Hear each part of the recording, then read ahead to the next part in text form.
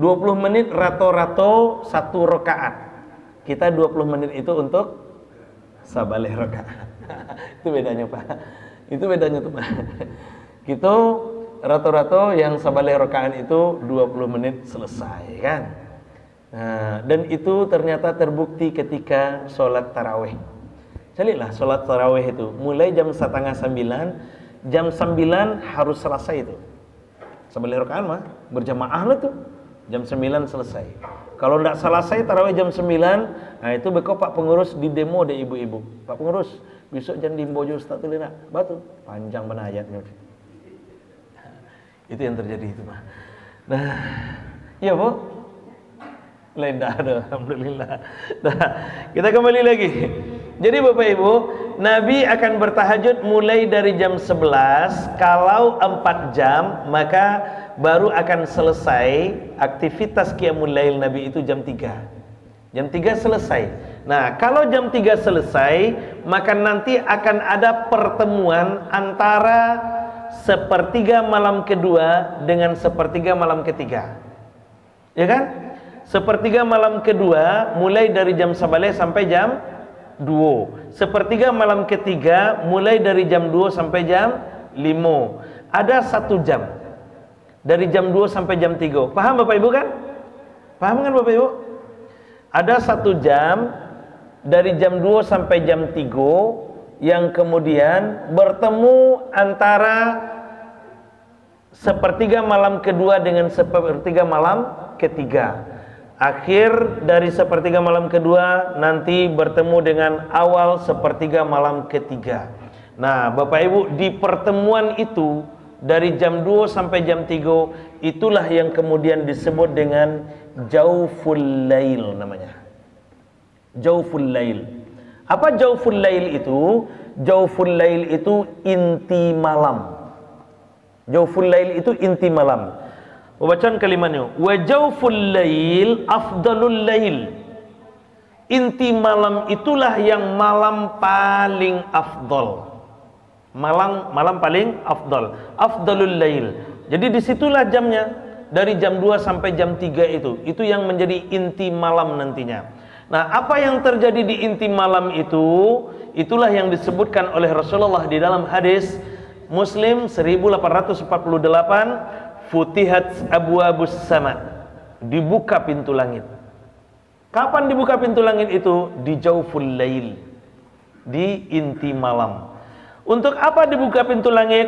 Allah turunkan rahmatnya.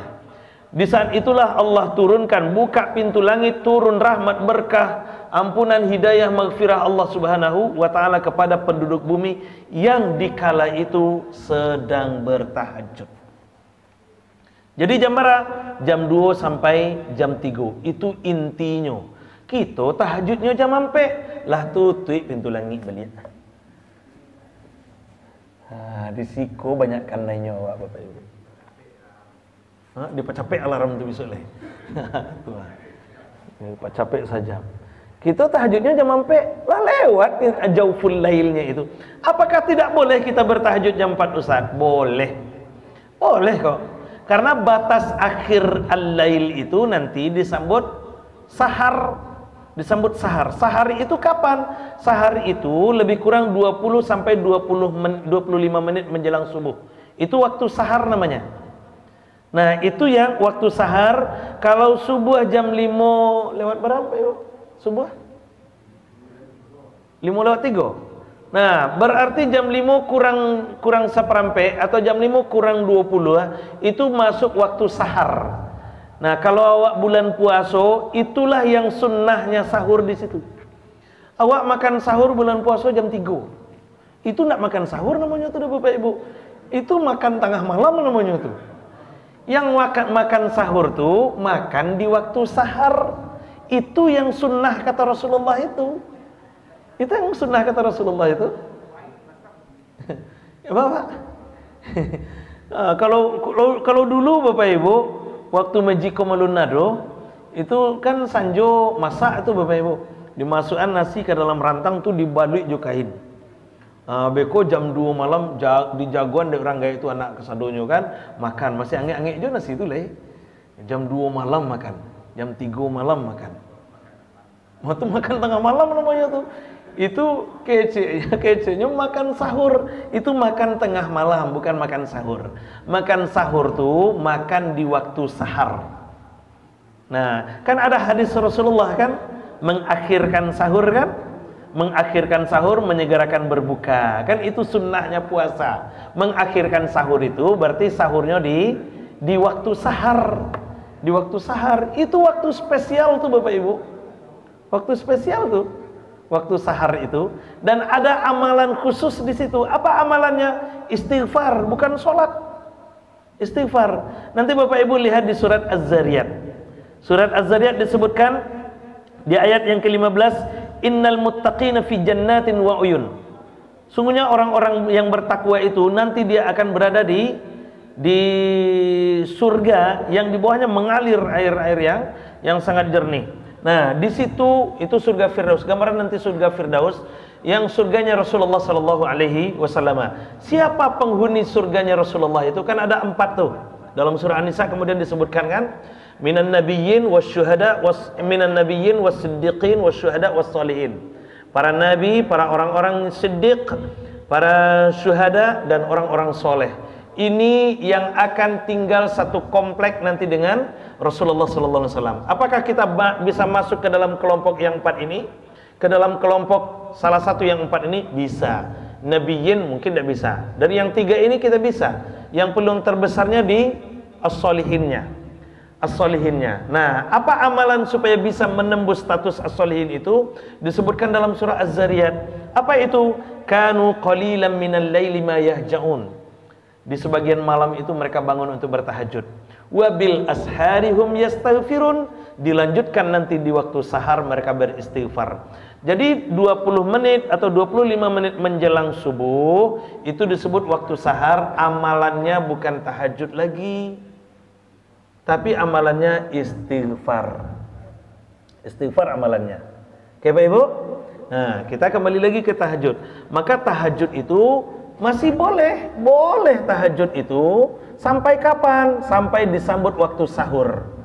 Tapi waktu sahar ya, waktu sahar. Tapi yang inti malam itulah saat-saat terbaik. Dan kalau seandainya kita dapatkan inti malam dan kita mulai tahajud dari jam 11, bayangkan Bapak Ibu, dari jam 11 awak mulai PDKT dengan Allah.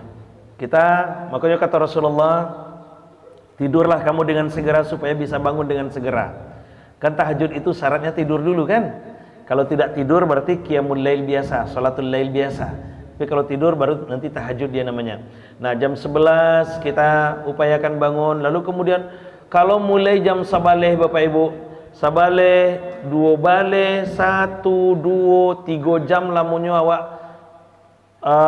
berupaya PDKT. Kita mulai dengan 2 rakaat ringan, kita mulai kemudian lanjutkan dengan salat taubat, lalu kemudian kita sambung dengan tahajud selama 3 jam kita nikmati itu. Pas tiba di jam 2 sampai jam 3, di saat jauful lail itu datang, Allah bukakan pintu langit, Allah turunkan kemudian rahmat, berkah, maghfirah, hidayahnya. Apa kata Allah waktu itu? Tidaklah seorang hamba bangun di keheningan malam, di jauful lail itu maksudnya, kecuali ketika dia bermunajat kepadaku akan kukabulkan doanya, ketika dia meminta kepadaku akan kukasih, akan kuberi permintaannya, dan ketika dia mohon ampun kepadaku akan kuampuni dosa-dosanya. Nah, itu hadiah terindahnya. Maka orang yang mendapatkan itu, awaklah setiap malam bertahajud Ustaz, tak juga kabul doa awak Ustaz. Berarti kurang tepat mungkin waktunya, timingnya. Karena waktu tahajudnya 4:30. Itu dia Bapak Ibu. Mungkin itu salah satu masalahnya. Oke Bapak Ibu. Nah, ada pertanyaan sampai di sini? Silahkan kalau ada. Iya. Berarti sholatul lail, sholat malam biasa. Bukan tahajud namanya. Karena tahajud itu bersungguh-sungguh dan disyaratkan tidur dulu dia. Karena tahajud itu tarkun naum, meninggalkan tidur. Itu yang tahajud. Tarkun naum. Nah, disitulah nilai tingginya, karena al-musyaqqah lima fihi minal masyaqqah bitarkin naum. Karena sulitnya meninggalkan tidur, itulah kemudian yang disebut dengan kesungguhan kita meninggalkan tidur yang susah itu. Nah, itulah yang tahajjada itu. Kesungguhan kita. Kalau kita sholat di waktu itu, maka sholatnya menjadi sholat tahajud. Gitu dia, Pak. Oke, Bapak Ibu, ada lagi enggak pertanyaan? Silakan dulu. Kalau enggak kita lanjut. Lanjut. Qiyamul lail min afdalil a'mal. Qiyamul lail itu adalah amalan yang paling tinggi nilainya. Tapi ada amalan lain, Ustaz, yang bahkan Rasulullah mewajibkan kepada diri beliau. Kan ada hadis itu. Ada 3 amalan yang wajib atasku tapi sunnah bagimu. Saking tingginya nilai amalan itu sehingga Nabi mewajibkan kepada diri beliau. Apa amalan itu? Salat duha, salat witir, berkorban. Salat duha, salat witir, berkorban. Apakah tahajud bisa mengalahkan duha dan witir? Bisa. Lalu kenapa tahajud tidak diwajibkan oleh Rasulullah? Karena peluang mewajibkan sudah ditutup oleh Allah.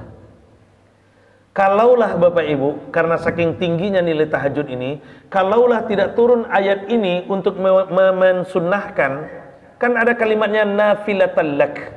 Wa minal laili fatahajjad bihi nafilatan lak. Dan di sebagian malam itu hendaklah kamu bertahajud nafilatan lak, sebagai ibadah sunnah bagimu.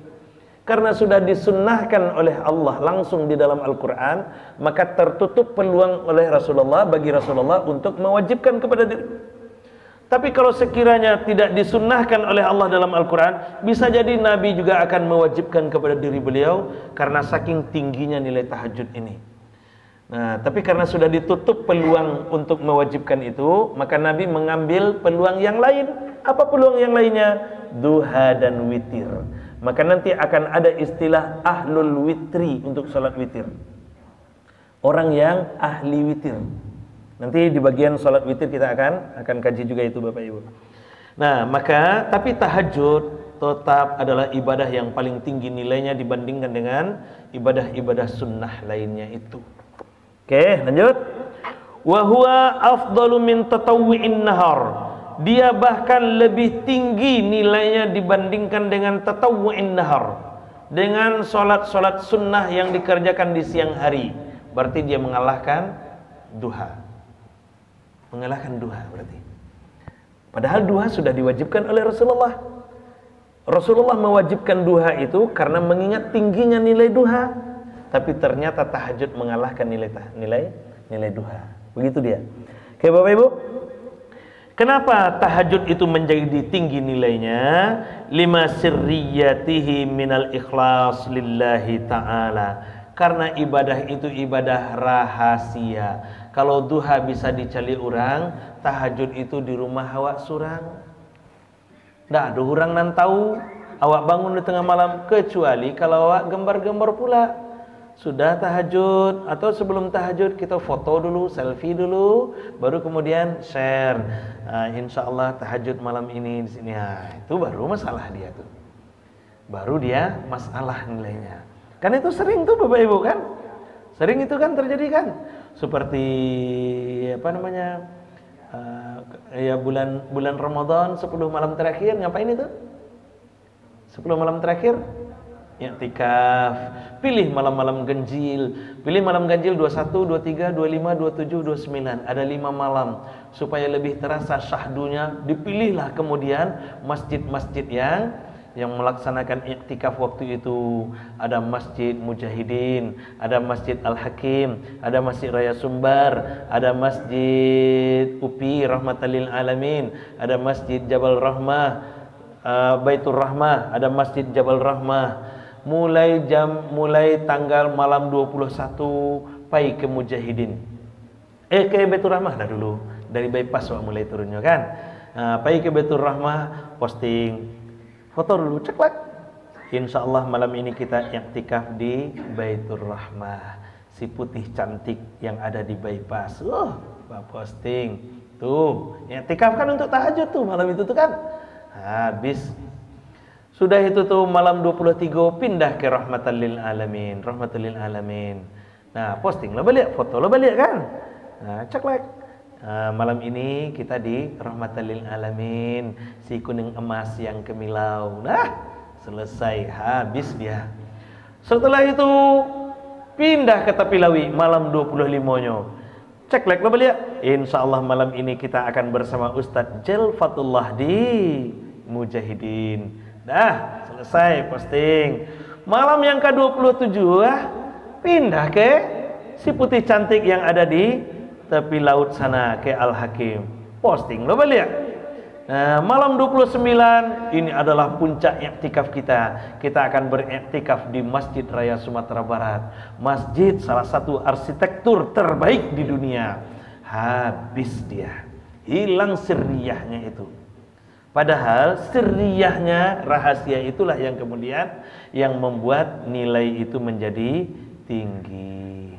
Nah, itu dia. Oke, Bapak Ibu. Lanjut. Kenapa lagi tahajud itu disebut dengan amalan yang terbaik? Walima fihi minal masyaqqa bitarkin naum. Ini sudah tadi. Karena kita meninggalkan tidur waktu itu. Kemudian apa lagi? Jauful lail, karena kita bisa menikmati indah dan syahdunya jauful lail, inti malam. Setelah kita PDKT sampai jam 2, di saat itu kemesraan sedang tinggi dengan Allah Subhanahu wa taala, kita masuk ke dalam inti malam, lalu kemudian kita sholat dan bermohon kepada Allah, Allah akan kabulkan doa kita. Itu rahasianya, Pak. Ya, Pak Ibu? Nah, lanjut. Dari Amr bin Abasyah radhiyallahu anhu anna Nabiy sallallahu alaihi wasallam qala inna aqraba ma yakunu Rabbu azza wa jalla minal abdi jawfal lail al-akhir. Sungguhnya waktu yang paling akrab seorang hamba dengan Tuhannya adalah fi jawfil lail, di inti malam, di inti malam. Fa in istata'ta an takuna mimman yadhkurullaha azza wa jalla fi tilka as-sa'ah fakun. Jika memungkinkan kamu bisa ingat Allah, berzikir kepada Allah, salat maksudnya, jika kamu bisa berzikir kepada Allah di saat itu, fakun, maka kerjakan itu. Ambil kesempatan itu, manfaatkan peluang itu. Fa inna shalah makhdurah masyhudah ila tula'is syams. Karena salat waktu itu disaksikan dan dihadiri oleh para malaikat. Bahkan ketika kita sudah berada di inti malam, aktivitas kita sampai ke tulu'is syams, terbit matahari, itu dicatat, disaksikan oleh para malaikat. Ini hebatnya Bapak Ibu. Nah, oke, lanjut. Sa'ah ijabatud du'a fil lail. Waktu doa yang mustajab, diijabah oleh Allah di malam itu. Kapan waktunya?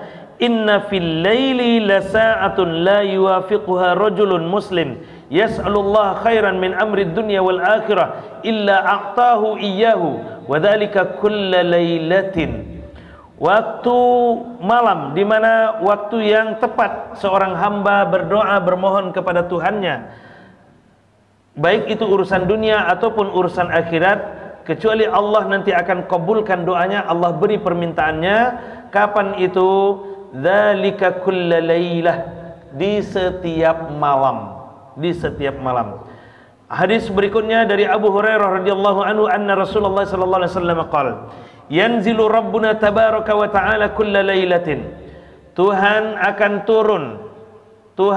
turun di setiap malam ila sama'id dunya, ke langit dunia. Pak Ibu, hadis ini jangan dipahami tekstual. Kalau dipahami tekstual, Tuhan turun ke langit dunia, berarti langit dunia lebih besar daripada Tuhan nanti. Ya? Jangan dipahami seperti itu. Tuhan turun ke langit dunia, berarti nanti Tuhan akan mengambil tempat langit dunia. Artinya berarti Tuhan lebih kecil dari langit dunia karena Tuhan menempati langit dunia. Jangan. Jangan. Yang dimaksud Tuhan turun ke langit dunia itu Allah bukakan rahmatnya, rahmat Allah akan dicurahkan ke langit dunia itu. Itu diantara maksudnya. Nah, Allah akan bukakan pintu rahmatnya, dicurahkan rahmatnya itu ke langit dunia. Hina yabqa thuluthul lail al-akhir, ketika tersisa ketika tersisa sepertiga malam yang terakhir. Nah, sepertiga malam terakhir tadi mulainya kapan Bapak Ibu? Jam 2. Nah, itu dia mulainya. Maka di saat itu Allah akan bukakan rahmatnya. Kalau jam 2 wak memulai, tahajud, maka jam 2 itu kita baru memulai PDKT dengan Allah. Padahal Allah sudah buka peluang besar. Nah, ada hamba-hamba yang lain yang sudah akrab dengan Allah, tentu hamba itu yang akan didahulukan oleh Allah nanti, diprioritaskan oleh Allah. Nah, maka di saat kita sedang dekat dengan Allah itu, may yad'uni fastajib lahu, kata Allah. Siapa yang bermohon kepadaku akan kukabulkan doanya. Wa yas'aluni fa'u'taihu. Siapa yang meminta kepadaku akan kuberi permintaannya, kupenuhi permintaannya. Wa may yastaghfiruni fa'aghfir lahu. Dan siapa yang memohon ampun kepadaku akan kuampuni dosanya. Jadi doa kita dimustajab, diijabah oleh Allah, permohonan kita dikabulkan oleh Allah, kemudian dosa-dosa kita diampuni oleh Allah. Bagi siapa? Bagi orang yang mengambil kesempatan dan peluang di keheningan malam, di saat saudara-saudara yang lainnya sedang dibuai mimpi indah mereka.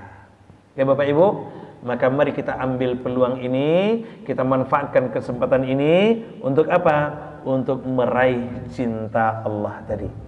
Itu saja barangkali Bapak Ibu. Anak orang di padang gantiang pebebangin ke tengah sawah. Kalau janang lah mana tiang berarti menyuruh berhenti ceramah.